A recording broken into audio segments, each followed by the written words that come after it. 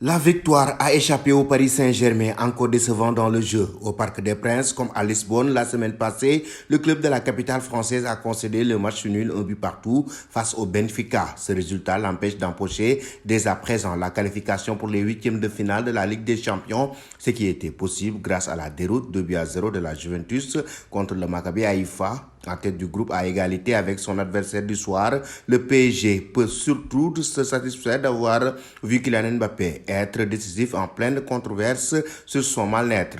Tous les regards étaient dirigés vers Kylian Mbappé alors qu'on venait d'apprendre qu'il songerait à s'en aller dès le mois de janvier. Reste qu'il fallait que le champion du monde fasse preuve d'un mental d'acier au moment de frapper le penalty obtenu par Juan Bernat, un défi accompli sans problème lui permettant non seulement d'ouvrir le score et de devenir le meilleur buteur de l'histoire du club dans la compétition avec 31 réalisations. Mais finalement, le Paris Saint-Germain a été tenu en échec par le Benfica Lisbonne.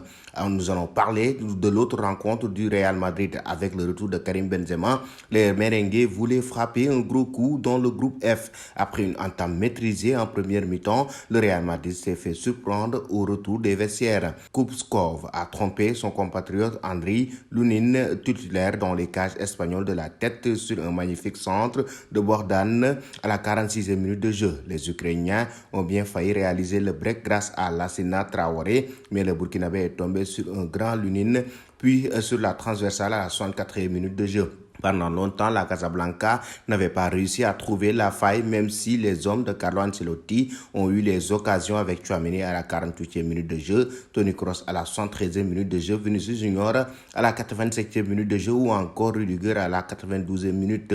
Mais à la toute dernière seconde de la partie, sur un centre de loin de Toni Kroos, Rudiger a repris le ballon de la tête pour égaliser à la 95e minute de jeu. Un choc rugueux entre l'Allemand et le gardien qui a même interrompu la fin de la rencontre. À Varsovie, le Shakhtar empoche un point précieux au classement, un match nul, un but partout. Que pensez-vous, chers amis, de ces deux rencontres entre le Paris Saint-Germain et le Benfica, mais aussi du Real Madrid?